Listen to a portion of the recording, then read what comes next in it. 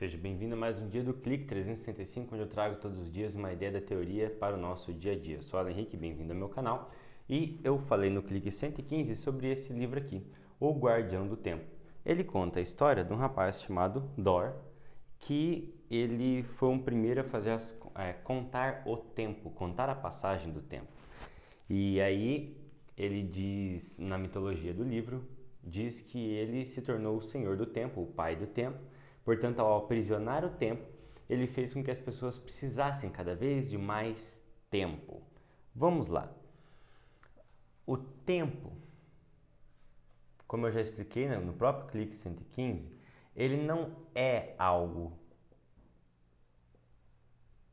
Ele não é algo. Ele mede algo. Vamos lá, do jeito mais fácil. Uma régua, ela não é algo. É também, substancialmente falando.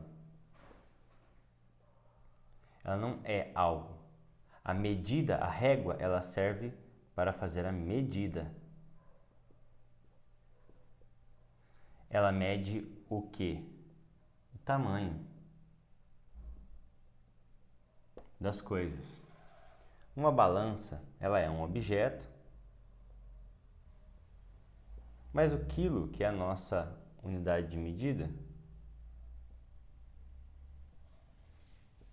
ele também não é algo.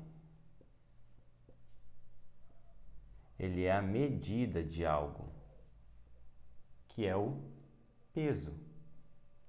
Se a régua é a medida, aqui vamos pôr, por exemplo, metro, né? Que é uma unidade de medida. O metro mede o tamanho. A balança, com a unidade de medida quilograma, mede o peso. O tempo usa-se como instrumentos, relógios, sendo ampulhetas, solares, digitais e mecânicos. Eles medem a passagem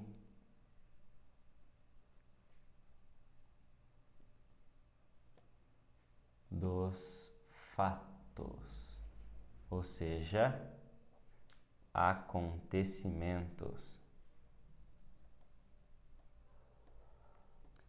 Porque tem início, meio e fim. Então, na verdade, quando Dor começou a medir o tempo, ele passou a ficar tão obcecado pela medida que ele esqueceu dos acontecimentos. A história ilustra também que o Victor Belamonte, um homem já de idade avançada, pedia por ter mais tempo. Ele queria ter mais tempo. Na verdade, ele queria então que a vida dele houvesse mais acontecimentos. E a Sarah, a adolescente, ela não queria mais continuar vivendo. Ela pensou em suicídio, então ela não queria mais acontecimentos.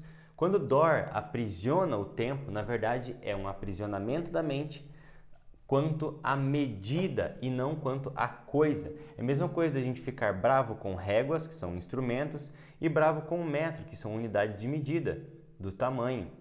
Ficar bravo com a balança, ficar bravo com o quilograma, sendo que na verdade eles são instrumentos e medidas de peso. Então, quando Dor se aprisiona nessa medida, hoje nós temos, ele é uma ilustração de uma prisão que a gente pode criar, de ficar tão obcecado em medir alguma coisa e querer mais, sem saber do que estamos querendo mais, porque nós sabemos quantitativamente e não qualitativamente e nem substancialmente do que nós estamos querendo. Um exemplo é a moderníssima física quântica. Só lida com quantidades. Eles sabem onde estão, eles sabem quanto tem,